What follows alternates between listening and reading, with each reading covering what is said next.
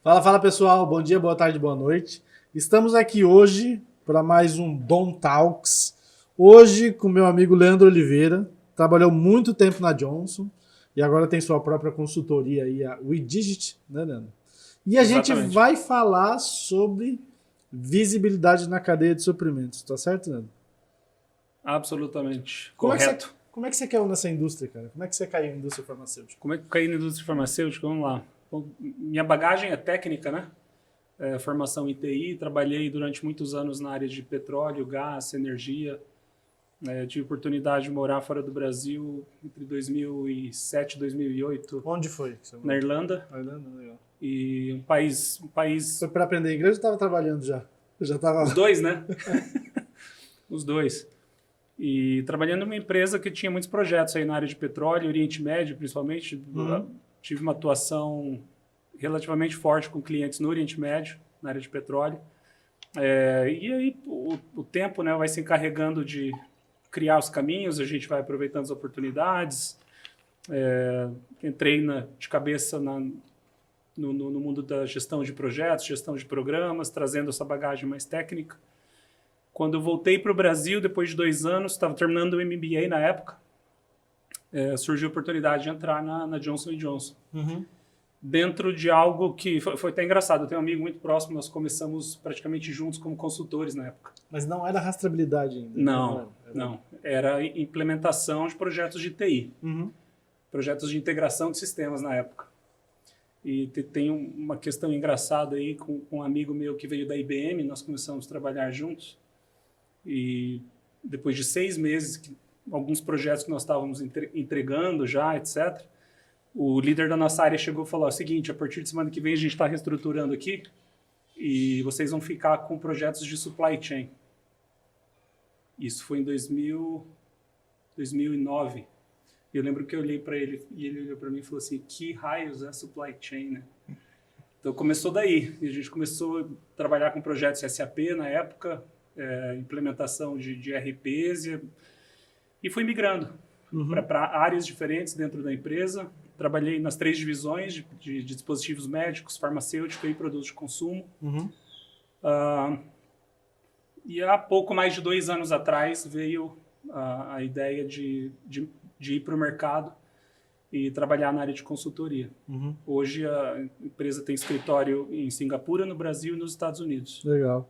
E nesse período que você estava na Johnson, acho que é importante. Eu tenho curiosidade também. Saber um pouco dessa experiência que você teve em Singapura, trabalhando especificamente aí com essa parte de brand protection e tudo mais. O que você fazia lá? Comecei a me envolver numa área que se chamava Supply Chain Visibility na época, visibilidade na cadeia de suprimentos, né? Fazia Uhum. parte de uma estrutura global.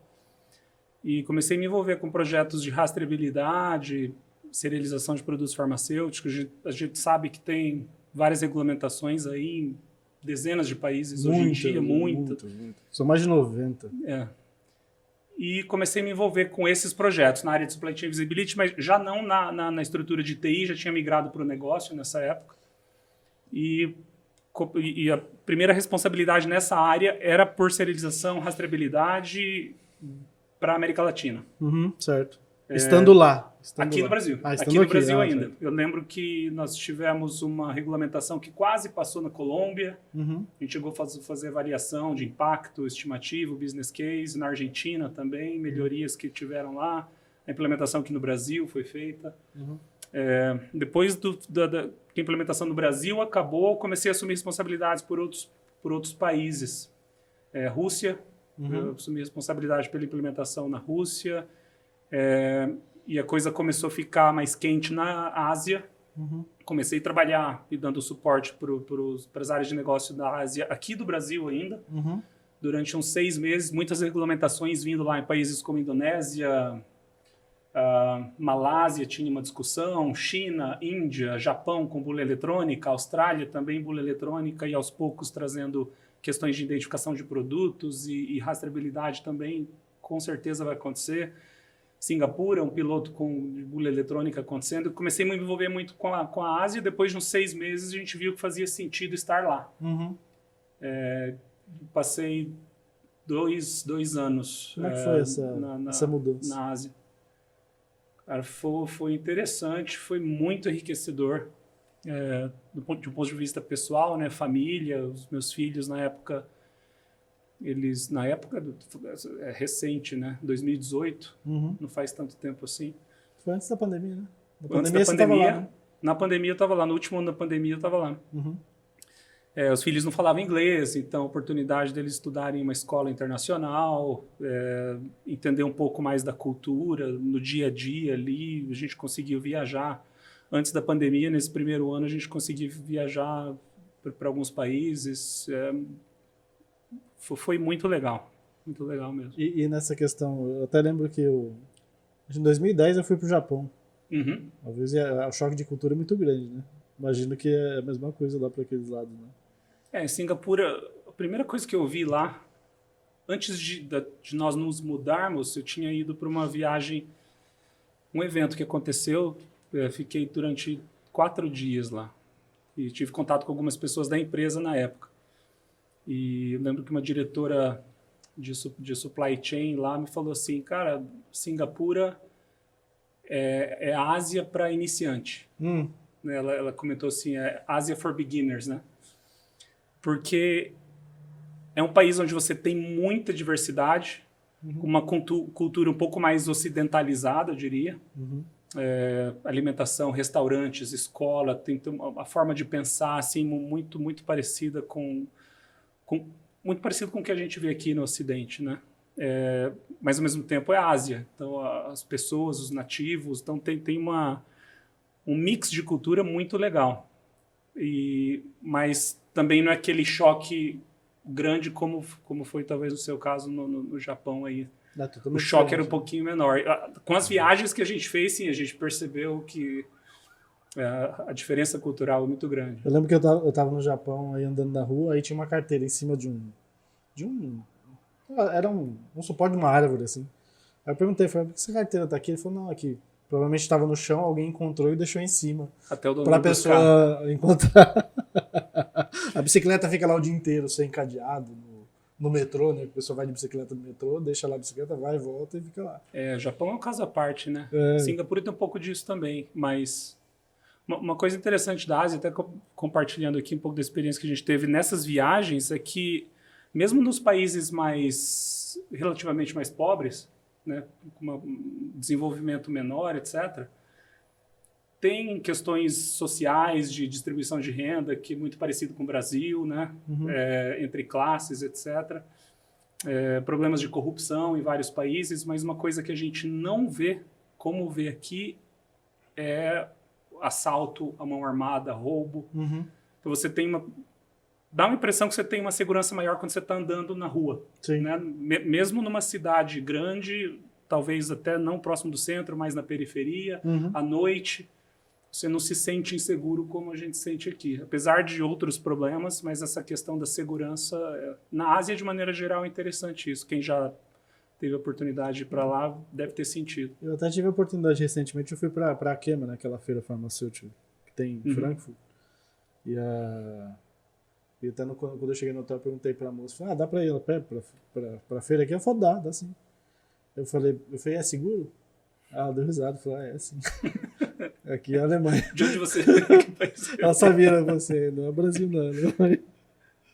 Mas é engraçado. Agora, pegando aí no que a gente veio debater aqui hoje, qual que é o conceito de visibilidade na cadeia de suprimentos? Porque eu acho que talvez em alguns setores isso é mais natural, como a gente está falando de farmacêutico, né, que é de onde a gente vem, mas isso se aplica a diversos segmentos, né, ou seja, da indústria no geral. Mas qual que é o conceito por trás aí? Por que uma empresa lá se preocupa em projetos de visibilidade na cadeia de suprimentos? Bom, até se você quiser puxar para o farmacêutico também, não tem problema. Assim, o que faz com que uma empresa do tipo da Johnson, assim, por exemplo, ou dessas que a gente conhece, ela se preocupe com isso? Boa pergunta para a gente começar a discussão mais técnica aqui, né? Até dando um passo atrás, falando um pouquinho o que é a cadeia de suprimentos. Talvez tenha alguém ouvindo a gente aqui que não que tem uma ideia mais superficial, etc., mas mesmo assim, passando assim bem superficialmente, tudo o que acontece de movimentação de materiais, transformação desses materiais por diferentes empresas, até um determinado produto chegar na mão de uma pessoa, de um consumidor, é considerado supply chain, né? E quando a gente fala tudo o que acontece, envolve aí pessoas trabalhando, processos, tecnologia e assim por diante. Transporte desses materiais. Pensando aqui numa fábrica de chocolate, um exemplo bem simples, né? A fábrica precisa do cacau, de açúcar, de uma embalagem. Só que a cadeia não começa ali, ela começa bem antes. Né? O cacau, onde que produz esse cacau? Uma fazenda, vai para uma cooperativa, a cooperativa vende para um distribuidor, aí o distribuidor vende para fábricas, e simplificando o processo. Né? E esse fluxo de transformação de materiais é exatamente o que é a cadeia de suprimentos. Quando a gente fala de visibilidade na cadeia de suprimentos, para mim uma coisa que é extremamente importante, que eu considero como sendo a fundação de tudo que vai trazer benefício e vantagem competitiva para qualquer empresa, que é a visibilidade nesse contexto, né? A capacidade de você conseguir rastrear esses materiais, independente do produto acabado, matéria-prima, mas conseguir ter uma visibilidade de como esses materiais se movimentam ao longo da cadeia, rastreando isso de alguma maneira. Ter visibilidade de como esses materiais se transformam ao longo da cadeia, como eles se movem, como eles são transportados. Essa definição pode parecer simples, mas a execução é extremamente complexa. Né? Dando alguns exemplos aqui, algumas perguntas que, quando a gente fala em visibilidade na cadeia, precisam ser consideradas. De onde vêm as matérias-primas? Como elas chegam até a empresa que precisa delas para produzir alguma coisa? Como que se dá o rastreamento desses materiais? Como que eu sei o quanto que está chegando e se o que está chegando é suficiente para a quantidade que eu tenho que produzir? Por quanto tempo esses materiais ficam armazenados? Quanto tempo que eu posso deixar eles armazenados? Como que essas matérias-primas são consumidas nas ordens de produção e como que elas se transformam em produtos acabados, né? Quantidade, controle, né? Desse ponto de vista. Rastreamento, eventualmente, dos produtos que estão em trânsito. Hoje em dia, a gente tem informação em tempo real, praticamente, para... Até navios. Navios, aviões, onde que isso está, né? Rastreamento de ordens, uma ordem de compra da matéria-prima, a ordem dos meus clientes por produto que ele precisa, visibilidade na interação com o meu consumidor, como que ele está consumindo o meu produto, como que é o comportamento do consumidor. Tem questões de tecnologia que ajudam a gente a ter ideias, insights relacionados a isso, dados que são gerados, informações que você pode utilizar para tomada de decisão de negócio. Então, tudo isso, para mim, está envolvido dentro do conceito de visibilidade na cadeia, muito mais amplo do que só o rastreamento em si. Né? É digitalização, rastreabilidade, visibilidade. Eu não sei se você viu, recentemente a gente teve até um caso aí de um... Não sei se você viu, de um biscoito de cachorro que acabou matando o cachorro. Vi essa notícia. Por conta de uma matéria, parece que é de uma matéria-prima contaminada. Uma contaminação. E isso acontece, você consegue saber através dessa questão, através da aplicação desses conceitos de visibilidade. Né? Porque exatamente. Tem a matéria-prima, aí inclusive parece que, não sei ainda, não pesquisei esses dias, né?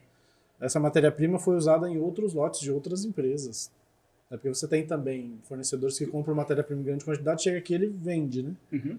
Para diferentes. E é aí que se aplica, de fato, essa questão da visibilidade, né? Exatamente. A capacidade de você, eventualmente, no caso, um problema desse, você conseguir, através do produto acabado, entender onde foi fabricado, como, quem, por onde que esse produto passou, quais foram as matérias-primas que foram utilizadas, de onde elas vieram, e toda essa amarração o alicerce desse conceito. E isso até antes da questão da serialização, né? A gente está falando de uma rastreabilidade que ela é longe disso que a gente conhece. A rastreabilidade acho que pode ser até mais amplo do que a serialização. Né? Agora, como é que isso se...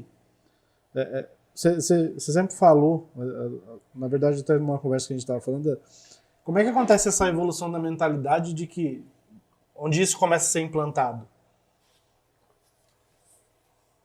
eu acho que essa mentalidade sobre visibilidade na cadeia vem evoluindo ao longo do tempo também. Uhum. Falando, Mais por uma necessidade regulatória ou de negócio? O que você vê nisso? eu acho que os dois lados, e de alguma maneira isso está convergindo, as duas necessidades, né?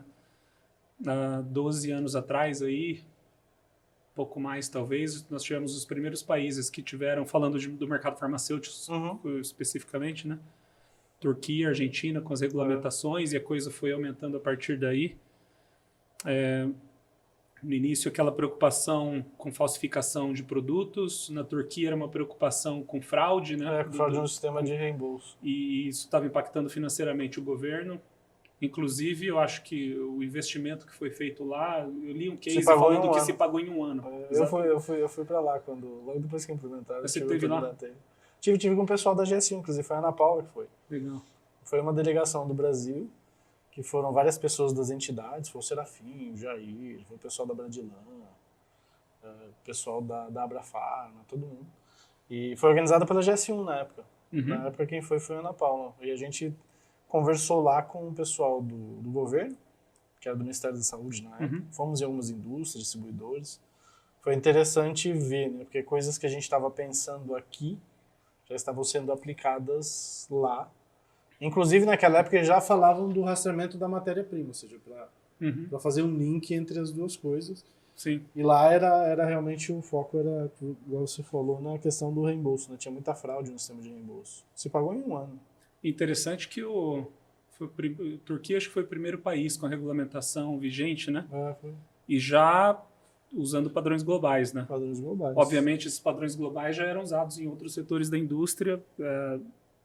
Não faz sentido a gente reinventar, né? Não é um trabalho que reinventar as coisas. O trabalho que a GS1 faz, né? Você também participa dessa parte internacional já há muito tempo. É bastante importante para a gente não reinventar a roda, né? Mas uma coisa que eu vejo é que essa mentalidade vai evoluindo ao longo do tempo. No início era preocupação com falsificação, Sim. Produto falsificado. A gente começa depois a falar sobre proteção de marcas, o brand protection. No caso do seu contato aí com esses projetos mais internacionais, você lembra de algum caso específico assim de falsificação? De coisas específicas assim que vocês conseguiram identificar através dessa questão da... Estou lembrando aqui de pelo menos 3 casos diferentes. Óbvio, né, informações que chegam para a gente não é necessariamente...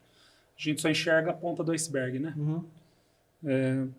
3 casos que eu vi com empresas diferentes nos Estados Unidos. À medida que a regulamentação... Nos Estados Unidos? Mencionando aqui os Estados Unidos, porque pode parecer, né, poxa, um país de primeiro mundo, isso aí não tem falsificação, a preocupação é maior país em desenvolvimento, não. E lá tem uma coisa ainda que eu acho que... A porcentagem, obviamente, menor, mas casos comprovados. Lá tem uma coisa ainda que eu acho que é interessante citar, que as embalagens lá, elas são diferentes, né? Eu acho que... Porque tem você compra meio granel, né? Não tem umas coisas diferentes? Em muitos casos você vende o bulk, né? Tem vai o bulk lá na farmácia, acontece... Na farmácia, isso. O que eles chamam... Tem um termo em inglês para isso, me fugiu na memória agora. As cápsulas amarelas ou as... Isso. Amarelinho, né? Eles rotulam, inclusive, na farmácia. Pior que nos Estados Unidos já é um país que tá bem à frente nisso, né? Agora, em países subdesenvolvidos, não é o caso do Brasil, né? Até quando sai muita coisa na empresa, para falar, país subdesenvolvido, 30%. Não. Aqui a gente sabe que não é isso, né? Mas chega a ser 30% do mercado que é informal e ilegal de alguma forma, né? Exato. E assim, óbvio que essa dispensação na farmácia que a gente está comentando também, ela acontece principalmente para os produtos de menor valor agregado, né? Os produtos mais caros para doenças crônicas, que você tem, às vezes, um plano de saúde que banca aquele produto para o paciente, ele normalmente vem na caixa de marca mesmo, na embalagem que hoje nos Estados Unidos está serializada já. Eles fazem até serialização no... Como é que é o frasco? É o frasco que chama. Dependendo do produto. No caso das vacinas, por exemplo, a gente tem serialização nas vacinas para Covid, né? Foi uma coisa que todas as empresas colocaram, um número serial no vial, né? Sim, na caixa múltipla. Né? Não, na própria vacina? Na própria vacina. É. Na da Johnson? Chega a ter? Sim. Ah, é? Legal. Sim. Eu acho que Pfizer também. Pfizer também. Então ela tem o número serial nela ali e na caixa, na embalagem secundária também. Como se fosse uma agregação?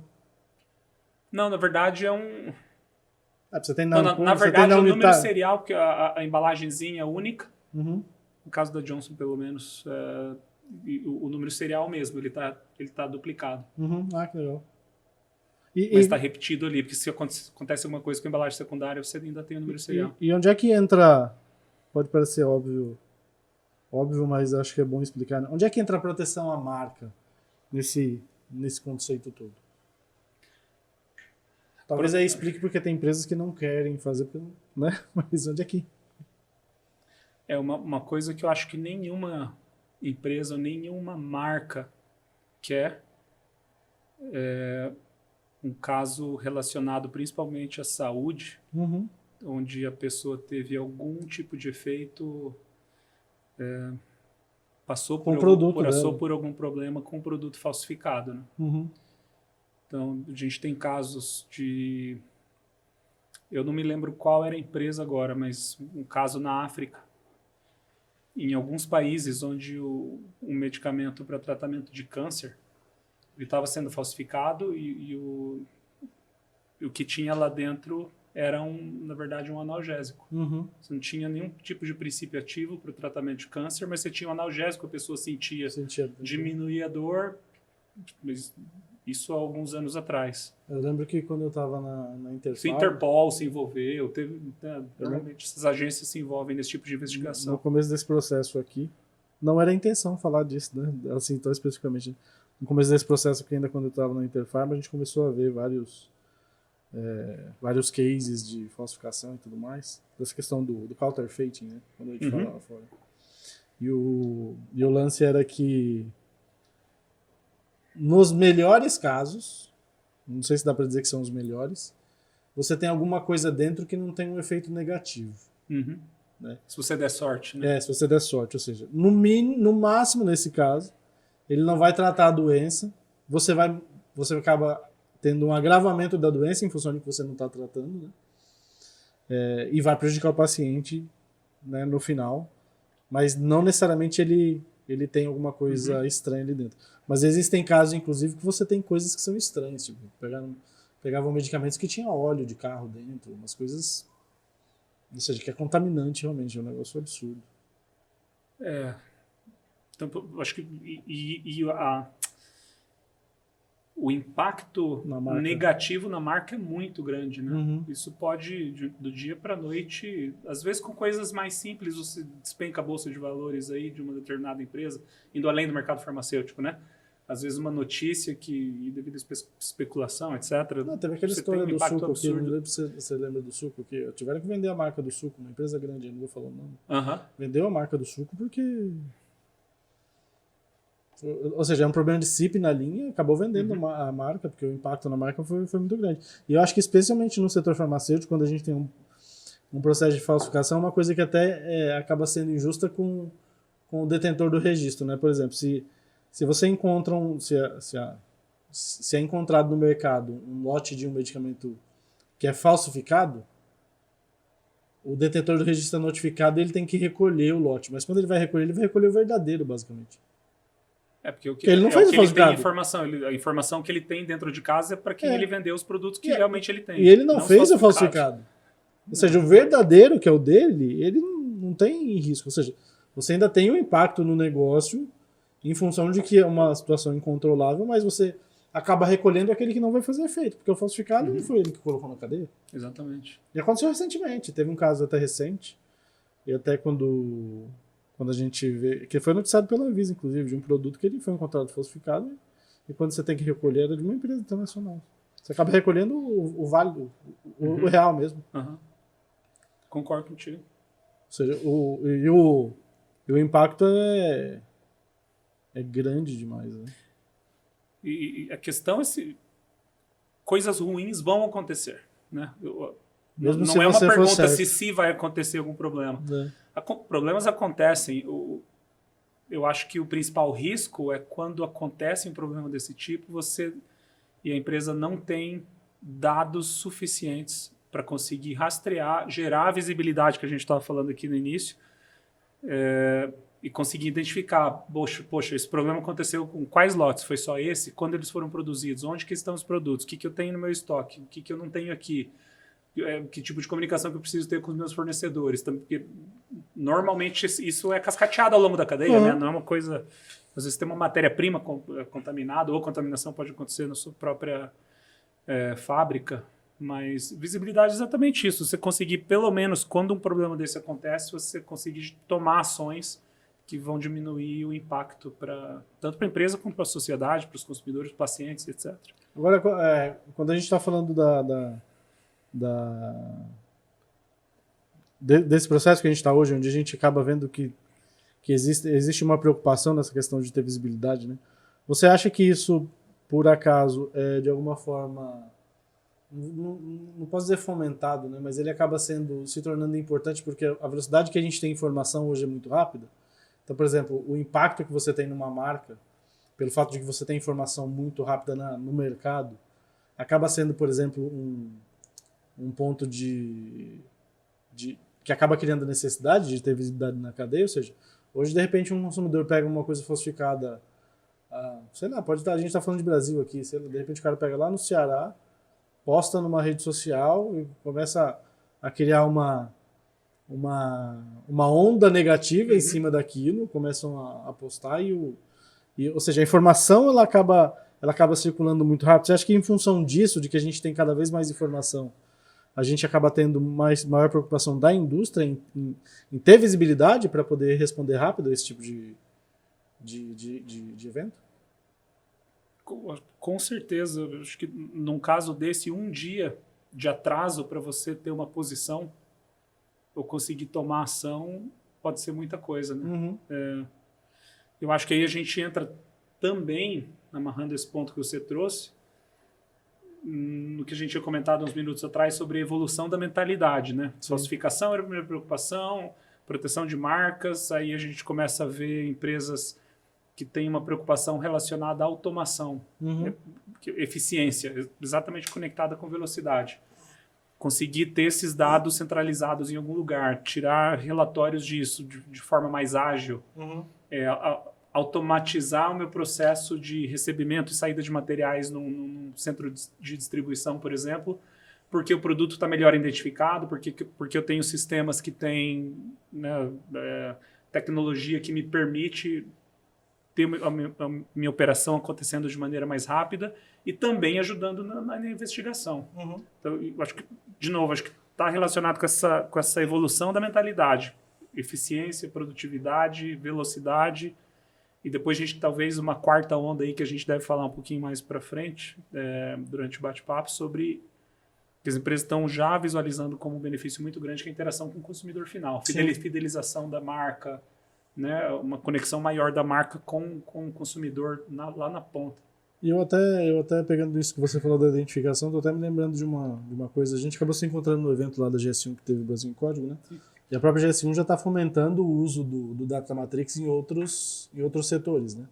Sem serial, né? Ou seja, você tem ali o GTIM, o lote e a validade, ou seja, identificação mais robusta mesmo em outros setores.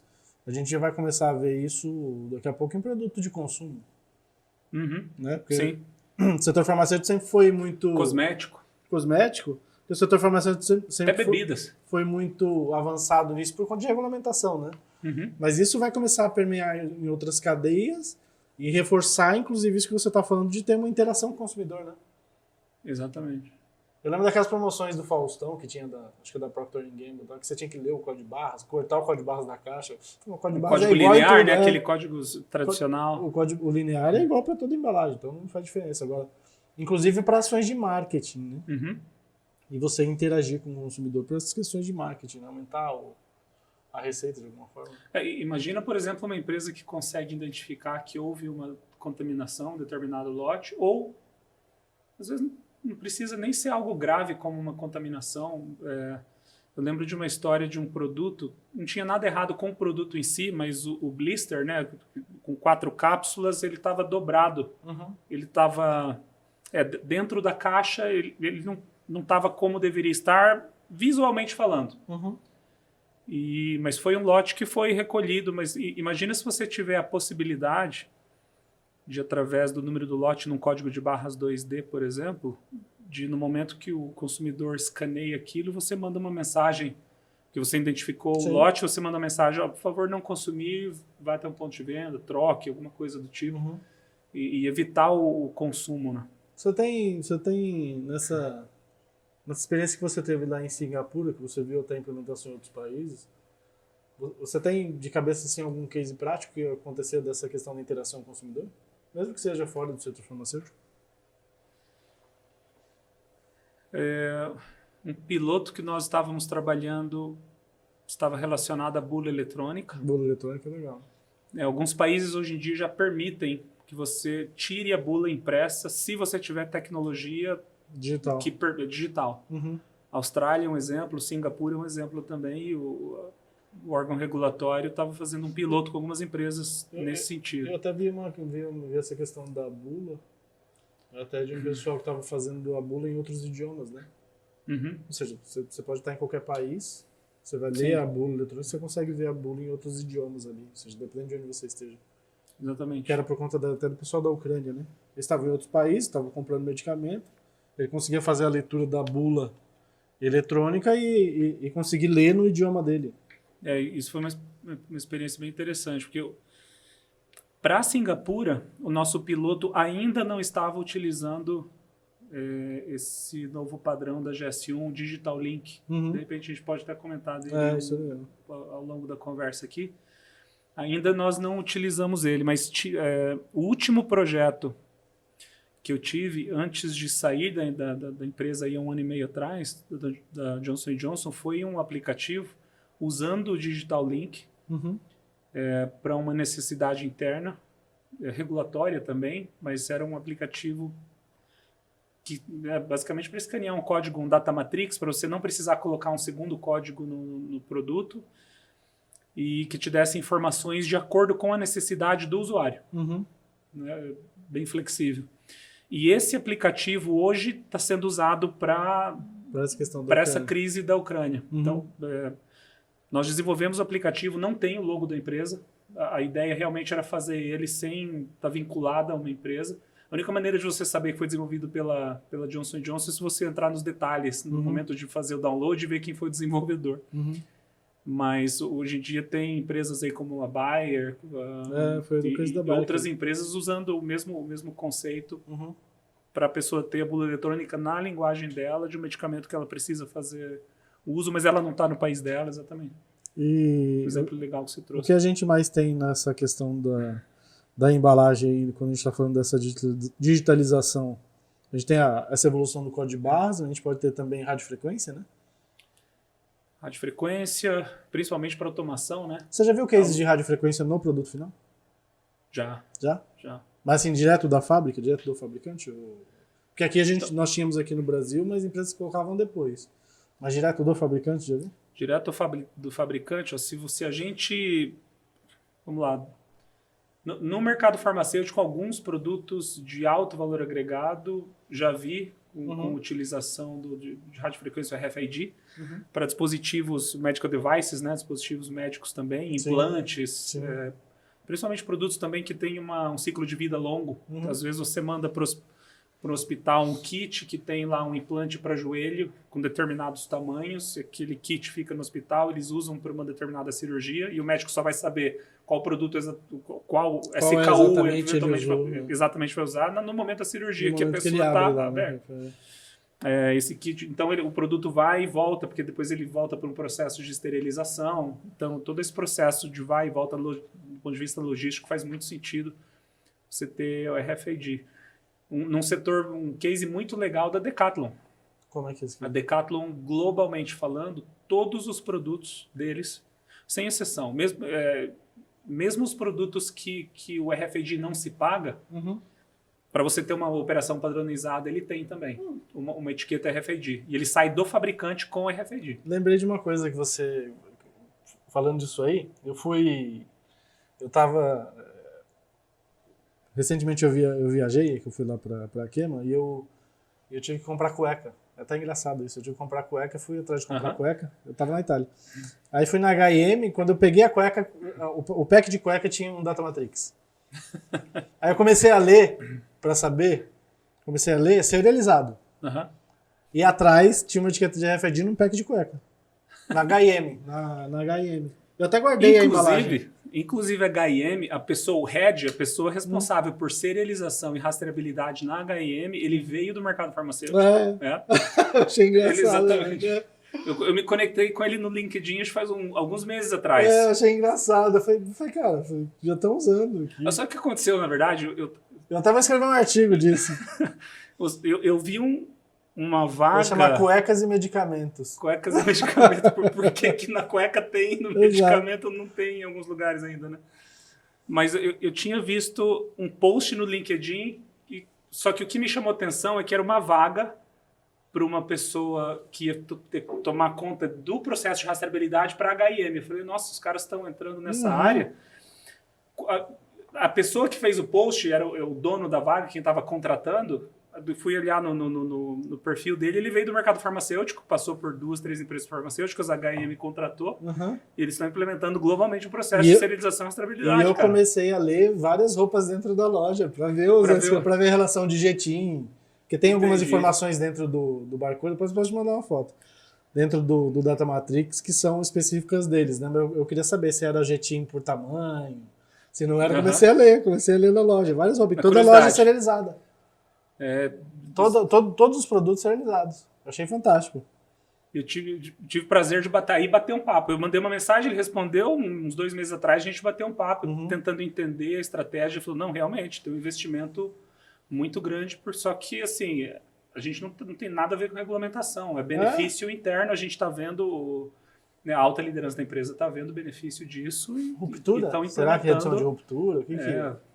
É mentalidade mesmo, mindset. Mas o que eles encontraram? Vocês chegaram a conversar que eles encontraram alguma coisa já que acaba vendo ROI ali? Exatamente. Gestão de inventário, que é praticamente... Né, saiu da loja em tempo real. Sim, os sistemas estão integrados. Ele tem visibilidade do produto na unidade de venda. Onde que isso está ao longo da cadeia. Tem muita coisa relacionada à automação. Né, possibilidades de automação. Sabe porque está com o RFID junto ali, né? Dá um exemplo. Vendeu um determinado produto, um determinado dia, um determinado jetim vendeu mais. Aquilo já dispara um alarme automático, uma ordem de compra da loja para o centro de distribuição regional vai acontecer de forma automática. Não tem ninguém que fica olhando estoques, né?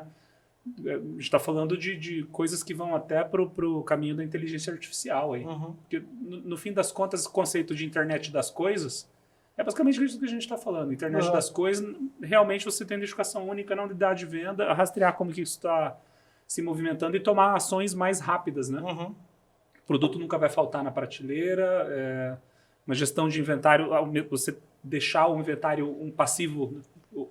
mínimo possível, mas ao mesmo tempo não faltar, esse tipo de preocupação. A Decathlon, por exemplo, em muitos países, aqui no Brasil não ainda, porque o que acontece? Já há anos, se você entrar numa loja da Decathlon, aqui no Brasil já tem uma etiqueta de RFID, já vem da fábrica, isso há muitos anos. Só que a rede aqui no Brasil estava usando isso mais para aquele... para o use case mais básico, né? Que é você passou no caixa, ele identifica qual a peça que você comprou e não dá o alarme quando você sai da loja. Que é o básico que o varejo faz. Em outros países, a tecnologia, eles começaram a utilizar mais do RFID nas lojas. Estou dando alguns exemplos aqui. No momento de você pagar, em Singapura, por exemplo, você vinha com os produtos, colocava numa cesta, que era uma antena RFID, você não precisa ficar escaneando produto a produto, você compra, coloca na cesta, paga e vai embora. Outro exemplo que eles estão usando em alguns países, acho que Singapura não cheguei a ver isso. Também tive o prazer de bater um papo com head de TI na época da transformação digital que eles tiveram para implementar o RFID, em 2014, se eu não me engano. Ele é italiano, mas mora no Brasil. Hoje em dia ele casou com uma brasileira.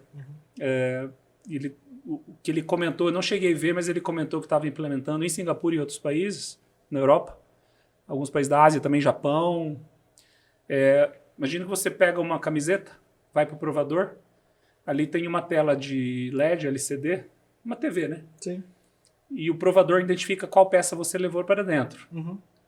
Então, enquanto você está experimentando, já aparece ali combinações com outras roupas que ficaria legal você usar também. Uhum. Entendeu? Sim. Então tem muita coisa, cara. O céu é o limite. Tudo pra tirar o dinheiro do nosso bolso. Mas... Eu não sei se o pessoal sabe, né? Mas RFID, não sei se você quer explicar, é uma etiqueta inteligente. Não pode, por favor. RFID, para quem não sabe, é uma etiqueta inteligente, né? Que ela é por radiofrequência, né? Ou seja, ela tem um chip e quando você tem a capacidade... É igual o sem parar, é a etiqueta do sem parar. Só que aplicada em roupa, né? Que a gente está usando para outras coisas, mas é aplicada em roupa. E é um negócio super interessante, né? E uma coisa que é interessante também, você deve se lembrar disso, é que medicamentos, essa questão da rastreabilidade começou na Califórnia com a RFID, né? Acabou depois, né? Com o pedigree na época. Com o pedigree, né? exatamente.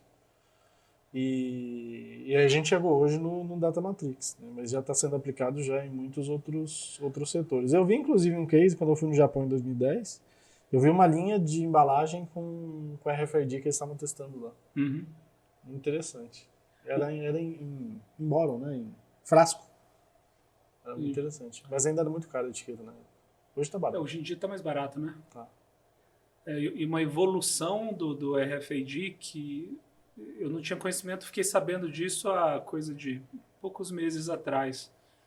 Uma empresa, não sei se pode falar o nome da empresa aqui, internacional também, é o Wiliot. Quem quiser pesquisar depois, com W, né? Wiliot, com 2 L's. E I normal. Deve ser de Will ou IoT? Deve ser W-I-L-L IoT, exatamente, Will IoT. Uhum. E o que os caras fizeram? Eles desenvolveram uma etiqueta que é Bluetooth. Mas é... BLE, né? Não, é um Bluetooth, mas eu não sei exatamente se é um BLE, né? Uhum. Porque, não sei exatamente em que frequência ou o alcance da etiqueta, mas é uma etiqueta que ela é impressa. Não é um device, não é um dispositivo, é uma etiqueta impressa, como um RFID, mas é Bluetooth. Uhum. Ela não tem bateria. Uhum. E como que ela se energiza? Por onda de rádio. Quando a antena rádio, pode ser rádio tradicional, Wi-Fi, sinal 4G, 5G, qualquer tipo de sinal de rádio. Ela se energiza usando o sinal de rádio e fica ativa. Ah, entendi. Porque a RFID normal, a antena manda, ela energiza e volta. Não, ela é ativa. Então, essa foi a grande sacada. A Avery Dennison, que eu acho que é uma das maiores empresas de RFID do mundo, comprou. A Wiliot, acho que era uma startup. Eles compraram recentemente, mas está no mercado. Eles já estão fabricando assim. Eles não têm capacidade para atender o mercado hoje em dia, porque o número de pedidos já está muito alto. Milhões de etiquetas já indo para o mercado desse tipo. E é interessante, né? Porque a gente vê que cada vez mais isso vem acontecendo em outros segmentos e a gente ainda está muito tradicional no farmacêutico. O custo do código de barra ainda é muito vantajoso, né? E com essa... Eu sempre achei que a RFID para caixa de embarque, pelo menos na indústria, se para caixa de embarque pode ser uma coisa... hoje em dia, acho que é uma coisa que se paga facilmente. Eu sempre achei, assim. No produto final, pallet ou na própria caixa. Mas na caixa de embarque, eu sempre achei que fosse viável. Nunca entendi por que não... Na verdade, eu acho que eu até entendo. Até falei em outro podcast aqui. Acho que onde sobra dinheiro, as eficiências vão ficando para depois, né? A margem ainda é diferente, né? Existem outros setores que a margem é muito apertada, cara. Tem que procurar otimizar, mas a indústria farmacêutica a gente sabe que ainda é um pouco diferente, né? E essa questão da identificação do produto que a gente está falando é muito importante, né? Porque identifica, seja através da RFID, ou BLE, outro tipo de sensor inteligente, ou código de barras, e tem vários códigos de barra, né? Linear mais tradicional, mais antigo. Tem setores da indústria que acabam usando o QR Code, ou o próprio Data Matrix.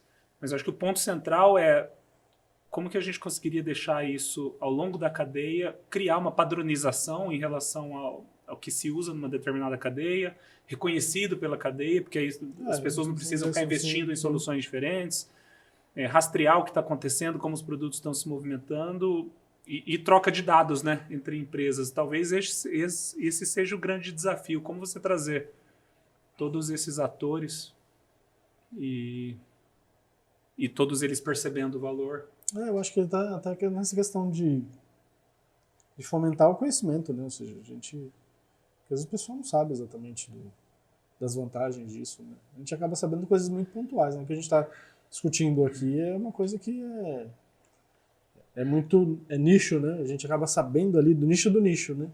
Tá ligado? Mas no geral, o pessoal acaba não sabendo disso. Não sei, talvez uma boa parte do que está assistindo isso aqui não sabe o que é RFID. Né? Legal que você explicou agora há pouco aí.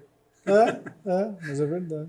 Acho que até por isso que é legal a gente ter essas oportunidades de conversar aqui, né? De trazer realmente. Que eu acho que tá linkado com essa questão também com esse negócio do abismo digital, né? Que a gente tava falando, né? Que tá na nossa cola aqui, né?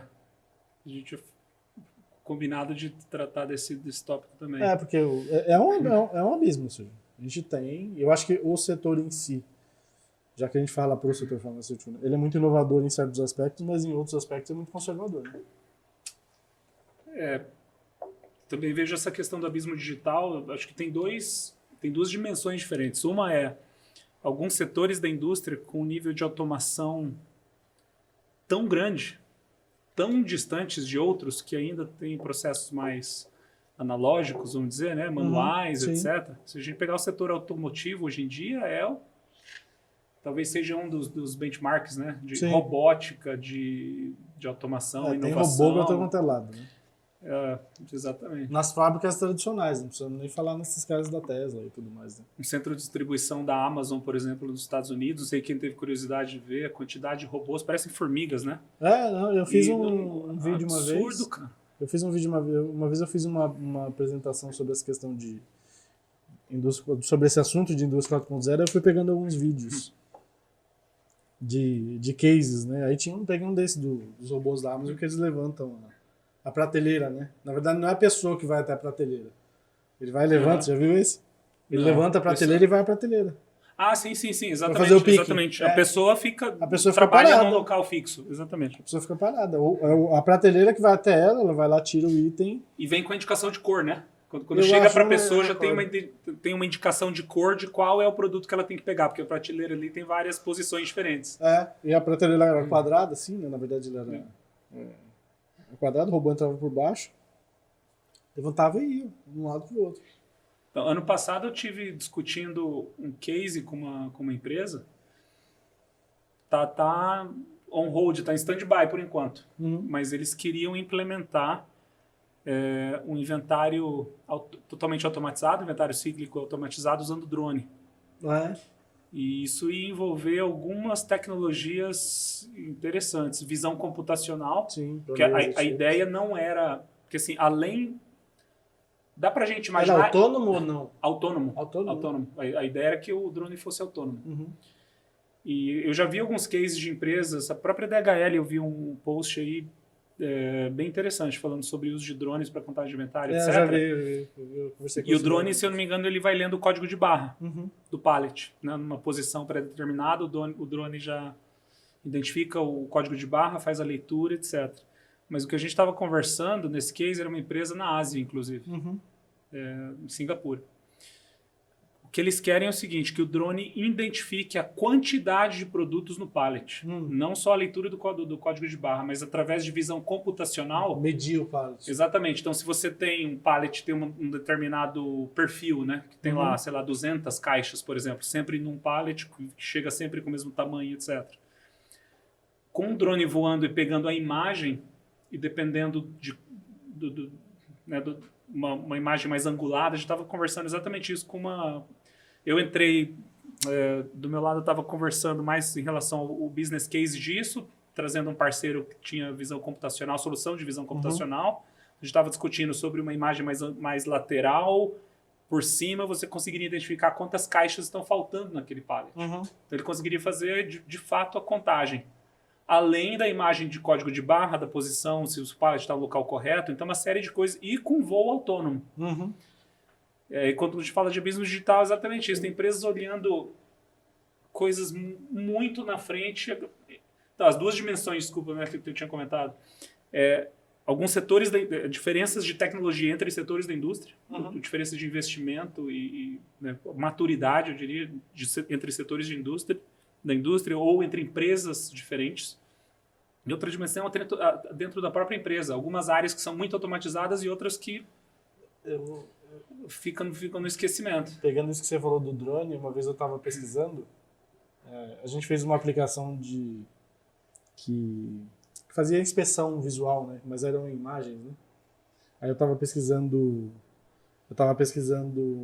como é que faziam isso com drone, né? Porque eu vi que tinha um case, acho que era da DJI, eles estavam fazendo inspeção de gerador eólico nas pás e tudo mais, para saber se tinha dano e tudo mais. Aí eu fui pesquisar como é que eles faziam isso. E tem uma linha, desses caras, inclusive, tem uma linha de drone que é mais profissional, que você tem até um SDK para desenvolver pro negócio. Você consegue usar as bibliotecas deles e trabalhar... Para você interfacear com o drone. Para você consumir as imagens, para você saber onde ele está e tudo mais. Eu não me recordo dessa questão de... Para ele ser autônomo de fato? De comandar ele, mas eu acho que tinha, porque você tinha um SDK que você conseguia desenvolver pro drone. É uma outra linha de drone mais profissional que você consegue ter uma saída ali que você consegue pegar as imagens. Sim. Assim, um negócio fantástico. Em tempo real, talvez? Em tempo real, você pega o streaming. A mesma coisa que você veria que você vê na tela, você tem uma saída ali, HDMI ali, que você pega o streaming. Aquele streaming você vai processar. Sim. Um negócio assim, maluco. E eu acho até que tinha, eu não me lembro, acho que isso até tem um vídeo dos caras no site deles, da DJI, né? Que o drone levantava sozinho, fazia a inspeção e voltava, alguma coisa assim. Eu não me recordo, faz algum tempo que eu vi isso, de curiosidade, assim, que eu tava pesquisando tudo mais de curiosidade. Mas tem muita... O abismo até pra gente, né? Muita coisa que a gente não... Acaba difícil conseguir acompanhar o que está acontecendo. Né? Outro dia tem uma aplicação de celular, não lembro o nome, inclusive, que você consegue fazer inspeção, contagem de produto. O cara até... O case, eu não lembro o nome do aplicativo. O cara contando madeira no caminhão. Não era aquele de madeira com tijolinho, num pallet? Era. Não sei se era pallet, mas ele tava... Eu vi um anúncio de um aplicativo desse. Ele contando madeira, assim, num caminhão. Eu já vi um anúncio de um aplicativo desse. Então, assim, no celular, você vê como esse negócio veio evoluindo ao longo do tempo. Sim. Até isso que a gente estava fazendo, que eu decidi ver, isso aí é uma aplicação para saber se a área da linha de produção está liberada ou não. Você faz com um dispositivo móvel, aí você consegue identificar se tem resto de caixa e tudo mais, ou até se tem sujeira dentro do equipamento, que a gente está testando. Tem muita coisa para a gente explorar de possibilidades dentro desse conceito de visibilidade na cadeia. Um outro, por exemplo, que a gente não comentou aqui, mas que é importantíssimo e hoje em dia está ficando cada vez mais relevante, é questões de sustentabilidade, né? Economia circular. Como que sentido? Do retorno da embalagem? Como é que é? Ou do retorno do produto mesmo? Se é eletrônico, ele volta? Coca-Cola, por exemplo, tem um projeto hoje em dia, as embalagens retornáveis. Né? Começa com aquele conceito de você não descartar o plástico da garrafa PET, então você já tem a garrafa retornável. Mas eu acho muito gostosa a garrafa de vidro. De vidro também. Mas a retornável está começando a vir com código 2D. Ah, é? E monitorando o ciclo de vida dela. Quantas vezes foi usada. Quanto tempo demorou para circular no mercado e retornar. Eu ouvi falar disso em alguma coisa em garrafão de água também. Garrafão de água, eu não ouvi falar. Ouvi falar, sim. Nunca vi, mas ouvi falar que estavam tentando fazer garrafão de água também.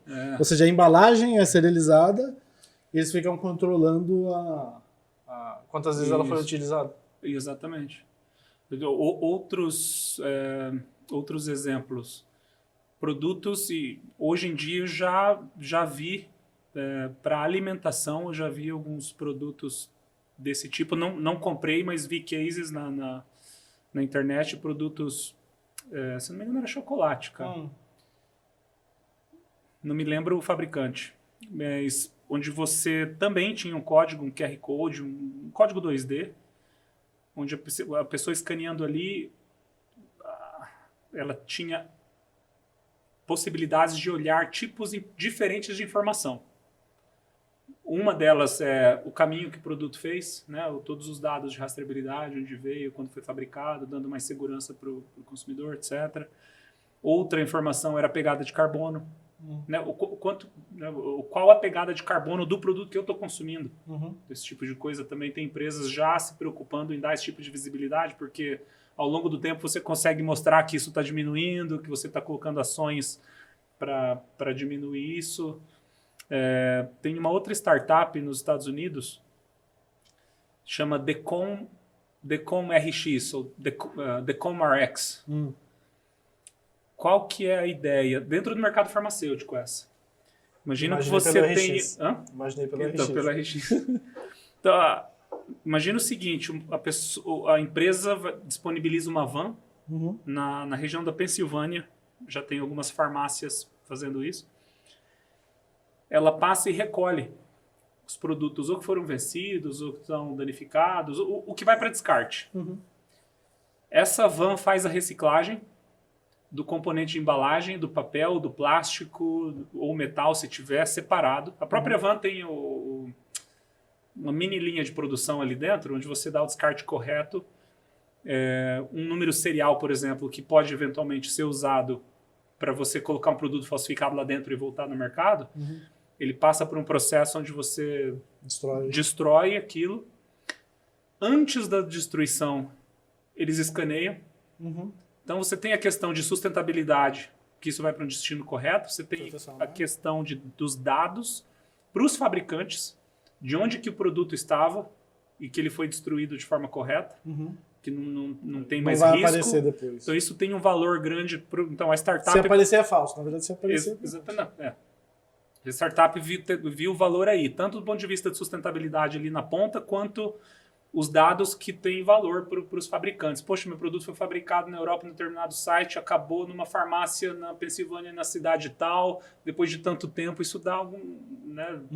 Esse dado é bem relevante também. Uma startup aí, Estados Unidos, está crescendo. E para a farmácia... Tem uma economia, porque eles não precisam se preocupar, né? Tem questões de licença ambiental, etc. Ou descarte correto, que eles têm que pagar para um parceiro fazer a destruição do produto, e eles fazem, então tem economia para a farmácia também. Então ganha-ganha de todos os lados. A discussão aqui no Brasil desse negócio da logística reversa era quem ia pagar a conta do retorno. Os fabricantes não estavam muito sensíveis a isso, e o varejo estava recolhendo, né? Porque o consumidor ia no varejo. Acho que hoje até já resolveram isso. Não sei como é que terminou, não. Mas houve uma iniciativa aqui dessa questão de resíduo aqui, uma lei, inclusive. Essa não teve muitos anos atrás? Não, foi recente. Resolveram tem pouco tempo. Teve uma discussão, porque teve uma lei, ainda quando era aquele ministro Ricardo Salles, de meio ambiente.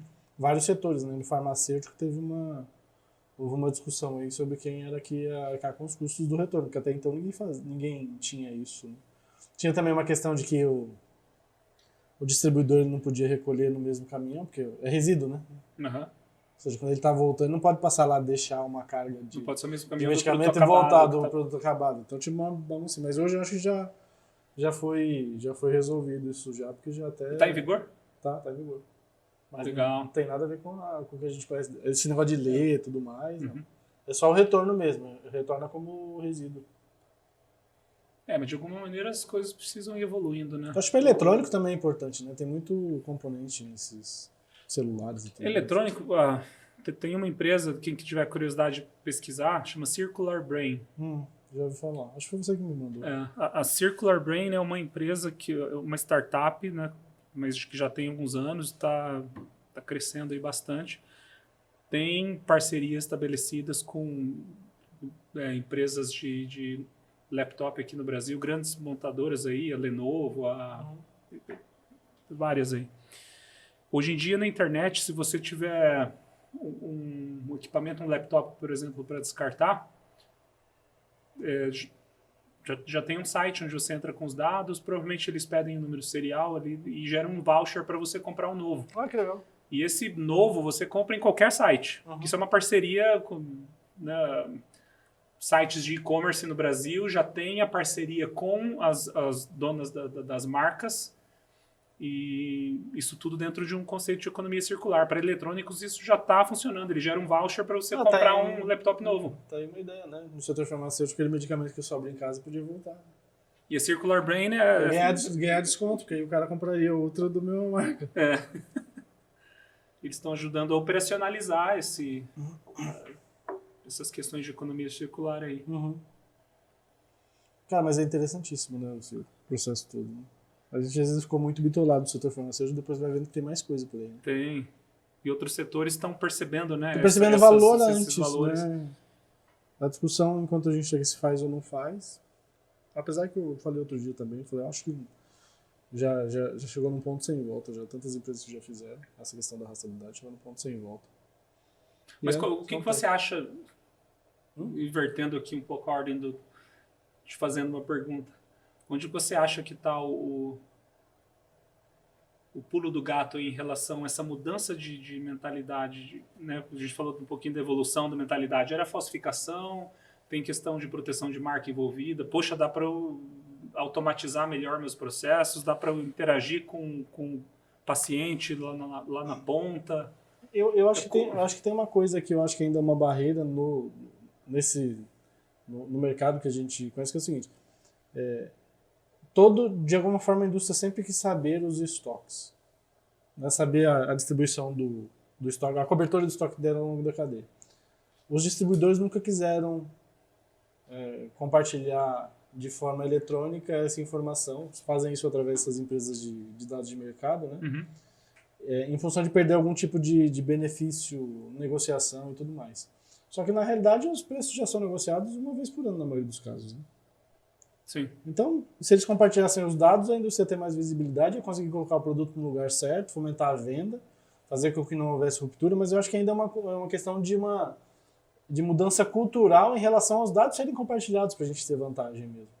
Não estou nem falando em relação à serialização em si, mas mesmo com os dados de lote e tudo mais, entendeu? Uhum. Porque quando eles ficam sabendo hoje, através dessas informações de mercado, que eles compram dessas empresas de dados, é uma informação de um dado que já passou, de 15 ou 30 dias atrás. Uhum. Onde ele não tem gerência sobre aquilo, se ele teve ruptura ou não. Agora, se ele tivesse, se a gente pegar esse caso, inclusive, que você falou, que a gente comentou aqui da HM, ele tem visibilidade da cadeia toda, ele está vendo vantagem porque ele tem visibilidade de todos os pontos, ele consegue responder mais rápido e fazer com que o produto não falte. Uhum. Entendeu? A indústria, que como ela não é dona da cadeia, ela não consegue ter essa visibilidade. Então ela está sempre reativa, mas 30 dias depois. Entendeu? Então acho que num determinado momento, quando a gente conseguir quando conseguir mudar essa cultura do compartilhamento, a distribuição vai vender mais, porque a farmácia vai vender mais, porque não vai faltar produto, e a indústria vai vender mais, todo mundo.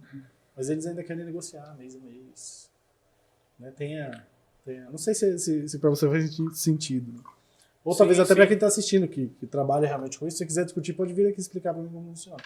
Mas eu acho que essa questão maior colaboração, mais parceria, mais integração, né? Exato, porque é uma questão de dados. Ganha-ganha. Se uma empresa dessa, tipo Decathlon, que o cara tem a cadeia ali, né, que ele compra dos fornecedores dele, e ele tem o meio, né, que é a distribuição e o varejo, e ele vê vantagem tendo visibilidade, para ele colocar o produto mais rápido onde o produto está faltando, isso só não acontece aqui porque as forças são diferentes, né? Ninguém do meio da cadeia quer compartilhar o dado.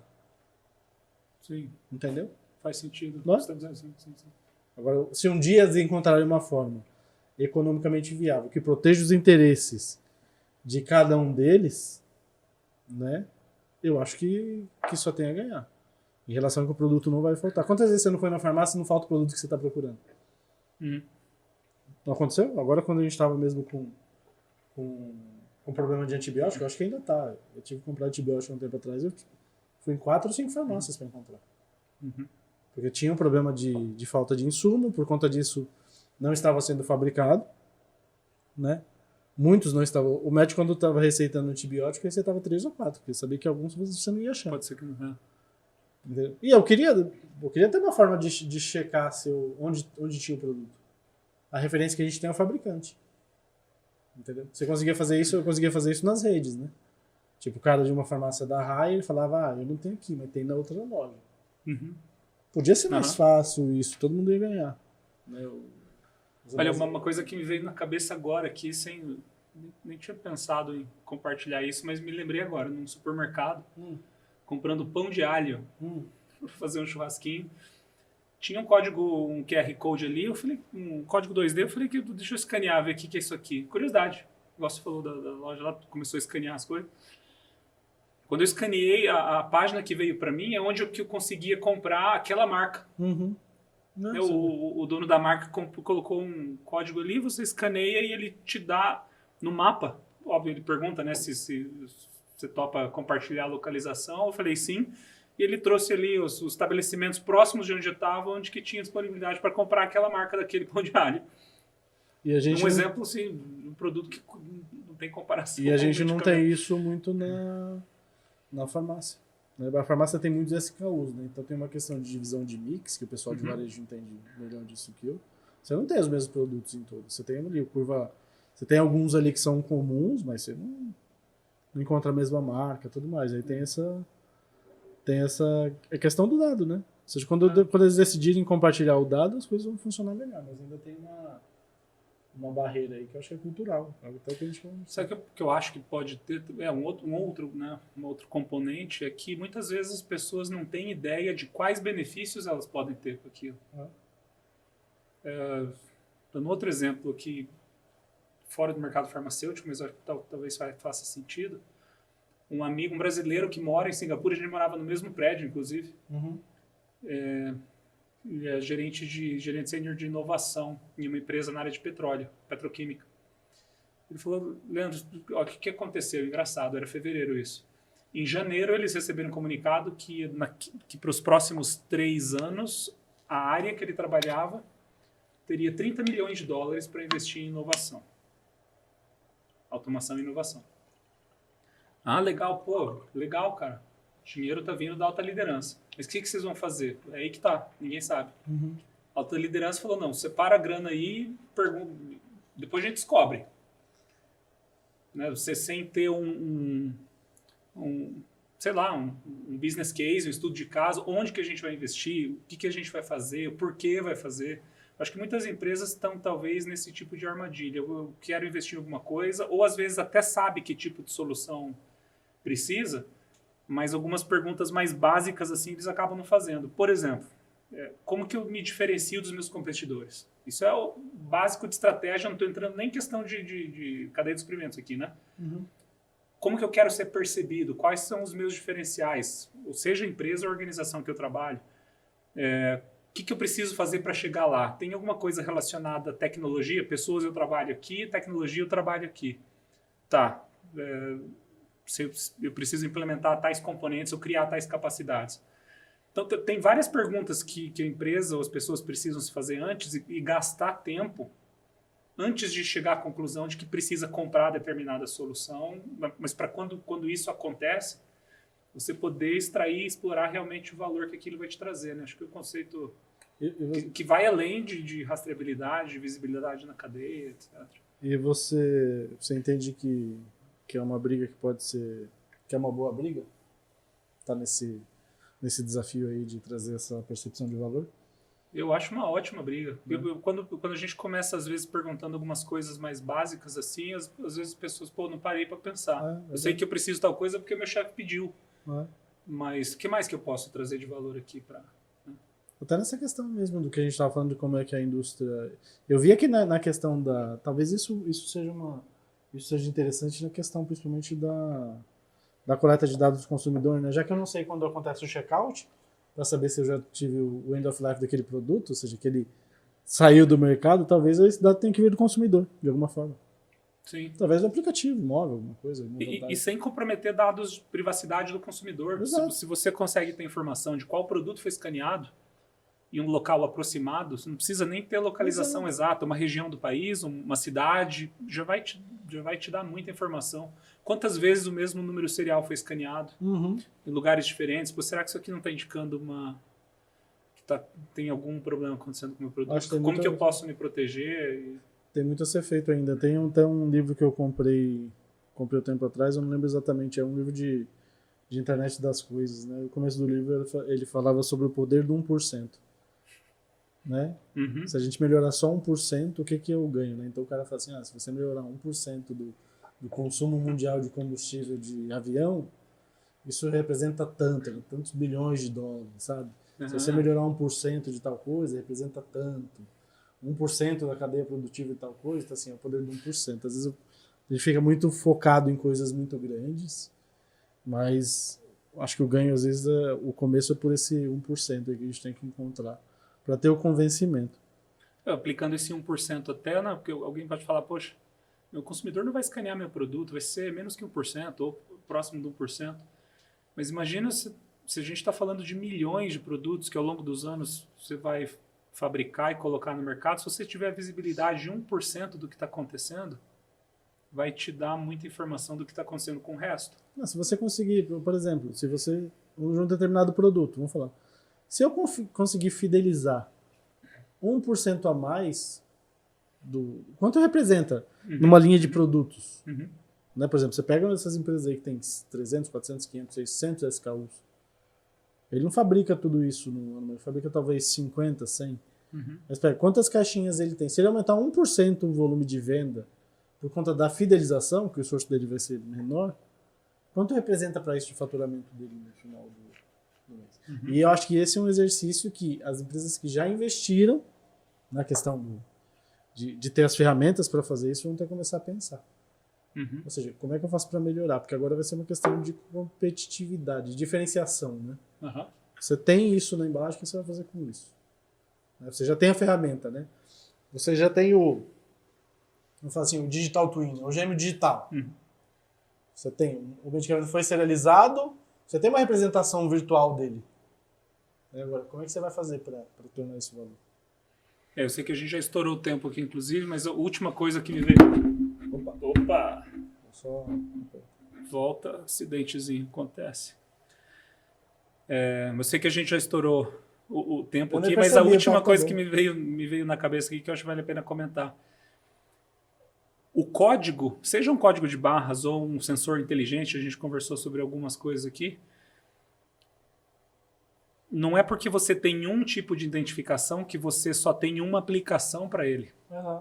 O dono da marca pode ter um programa de assistência ao paciente para uma doença crônica, por exemplo, e que o paciente use aquele código de barra para escanear, para ter alguma informação específica sobre o produto, um vídeo explicando como utilizar, se tem algum um dispositivo junto. O distribuidor pode usar aquele mesmo código para fazer uma outra coisa que dentro das quatro paredes dele faça sentido. O varejo pode usar aquilo para fazer, dependendo do tipo de produto. Deles, porque eles têm o programa deles. Programa de fidelização, programa de marketing. Então, assim, é uma coisa que não é só o dono da marca que ganha. Ele está levando valor ou dando a possibilidade, né, da cadeia inteira a explorar o valor. Eu até pegando esse último ponto que você falou aí do distribuidor, há um tempo atrás eu fiz um levantamento com algumas pessoas que a gente conhece do setor. Eu falei assim, o quanto vence de medicamento na distribuição e no varejo? Assim, para quem gerencia bem, pela informação que eu tive, para quem gerencia bem, chega de 2 a 3%. O cara que gerencia bem. Isso, no número, eu não lembro exatamente, eu escrevi um artigo sobre isso. Isso em dinheiro é um número absurdo que paga da implementação de esterilização em todas as linhas. Não estou nem falando de rastreabilidade. Ou seja, o ganho que você tem por ter ali a validade ou lote na embalagem faz com que o produto ele seja mais gerenciável ao longo da cadeia. Com certeza. E ele não vai vencer na prateleira. Porque você tem ele, porque alguém esqueceu. Só por conta disso. Ou seja, a gente está falando de 1%, quanto é 1% a menos de perda na cadeia? Porque esse produto volta.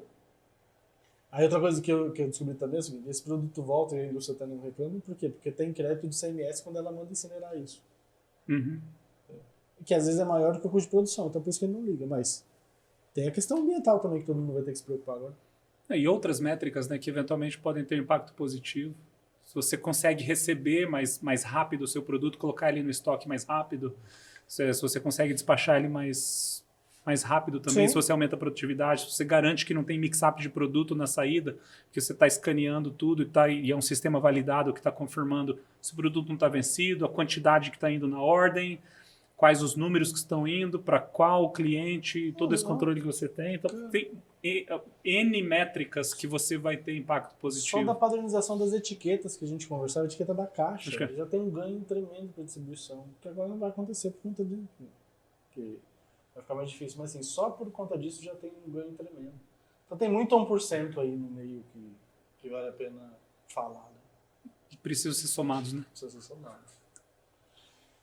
É isso aí, cara. Gostou Legal. da experiência? Muito bom. Eu não sei nem Muito quanto bom. deu mais de 1 hora já? Foi o mais longo Já que a gente passou. fez. O papo foi bom. Boa conversa, valeu. Queria Obrigado agradecer pelo a sua convite. presença. Não, fantástico. Prazer estar aqui. Fantástico, porque para falar desse assunto eu sinto que realmente tinha que ser você pra gente conversar, né? Porque é um assunto que a gente se debruçou há muito tempo, né? E realmente tem muito ganho, tem muito ganho. Tem muito... ganho, acho que é a palavra. Ganho. E Mas é ganho na forma colaborativa, né? Ganho Exato. para todos os envolvidos. Exato. Eu acho que tem essa questão do compartilhamento aí, das informações. Em algum momento eu acho que isso vai acontecer. E enquanto isso, vamos fazer as coisas funcionarem. Vamos. É isso aí. Valeu. Muito obrigado mesmo. Obrigado. Quer se despedir para a câmera aqui? Obrigado. Essa aqui é do meio aqui, ó. Legal. Não, foi um prazer estar aqui contigo. Obrigado pelo convite. Obrigado pelas pessoas que tiveram paciência, né, de escutar toda a conversa. Mas eu acho que foi interessante. A gente trouxe bastante coisa interessante aí que pode ajudar nas conversas que vocês estão tendo dentro da empresa de vocês, ou visão de futuro. Exato. Espero que tenha contribuído de alguma maneira. É isso aí. Foi um prazer.